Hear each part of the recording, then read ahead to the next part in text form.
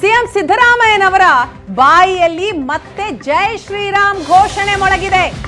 ನಾನು ರಾಮ ಭಕ್ತ ಅಂತ ಬಿಜೆಪಿಗೆ ಸಿಎಂ ಸಿದ್ದರಾಮಯ್ಯ ಟಾಂಗ್ ಕೊಟ್ಟಿದ್ದಾರೆ.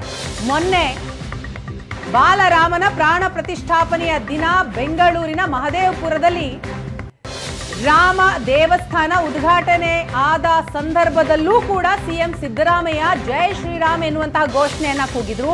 ಈಗ ಮತ್ತೊಂದು ಬಾರಿಗೆ ಆ ಘೋಷಣೆಯನ್ನ ಕೂಗಿದ್ದಾರೆ. ಈ ಮೂಲಕ ಬಿಜೆಪಿಗೆ ಟಾಂಗ್ ಕೊಟ್ಟಿದ್ದಾರೆ ಸಿದ್ದರಾಮಯ್ಯ.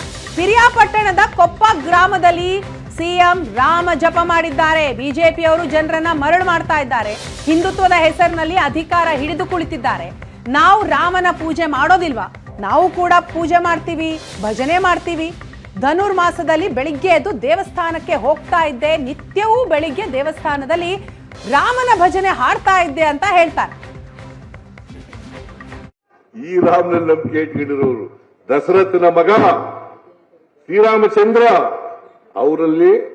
ಅವರನ್ನ ಪೂಜೆ ಮಾಡೋದು ನಾವು. ಈ ಬಿಜೆಪಿಯವರು ರಾಮನ ಅಲ್ಲ, ಮಹಾತ್ಮ ಗಾಂಧೀಜಿಯವರು ಹೇಳಿದಂತ ರಾಮನನ್ನ ಪೂಜೆ ಮಾಡ್ತೀವಿ. ದಶರಥನ ಮಗ ರಾಮನನ್ನ ಪೂಜೆ ಮಾಡ್ತೀವಿ. ಪಿತೃವಾಕ್ಯ ಪರಿಪಾಲನೆಗೋಸ್ಕರ ಕಾಡ್ಗೋದ್ರು, ಶ್ರೀರಾಮಚಂದ್ರ ಕಾಡ್ಗೋದ್ರು. ಆ ರಾಮನ ಪೂಜೆ ಮಾಡೋದು ನಾವು.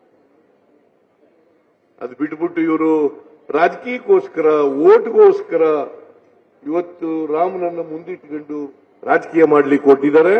ಅದಕ್ಕೆ ನನಗೆ ಕೇಳಿದ್ರು, ನೀವು ಇದಕ್ಕೆ ಹೋಗಲ್ಲ, ಅಯೋಧ್ಯೆಗೆ ಹೋಗಲ್ಲ ಅಂತ ಕೇಳಿದ್ರು. ಅದಕ್ಕೆ ನಾನು ಹೇಳಿದೆ, ಇವರು ರಾಜಕೀಯ ಮಾಡ್ತಾ ಇರೋದ್ರಿಂದ ಹೋಗ್ತಾ ಇಲ್ಲ, ಇನ್ನೊಂದು ದಿನ ಹೋಗ್ತೀನಿ ನಾನು ಅಯೋಧ್ಯೆಗೆ ಅಂತ ಹೇಳಿ ಅವತ್ತೇ 26ನೇ ತಾರೀಖೇನೆ ಇದರಲ್ಲಿ ಮಹದೇವಪುರ ಕಾನ್ಸ್ಟಿಟ್ಯೂನ್ಸಿನಲ್ಲಿ ಶ್ರೀರಾಮಚಂದ್ರನ ದೇವಸ್ಥಾನವನ್ನು ಉದ್ಘಾಟನೆ ಮಾಡಿದೆ. ಮತ್ತೆ ಆಂಜನೇಯನ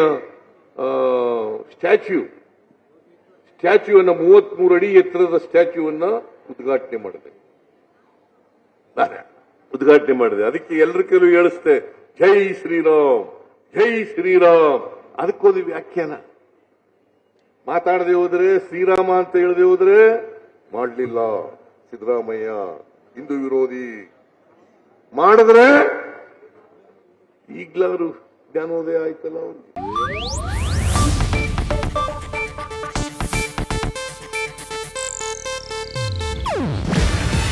ಇದು ಏಷ್ಯಾನೆಟ್ ನ್ಯೂಸ್ ನೆಟ್ವರ್ಕ್ ಪ್ರಸ್ತುತಿ.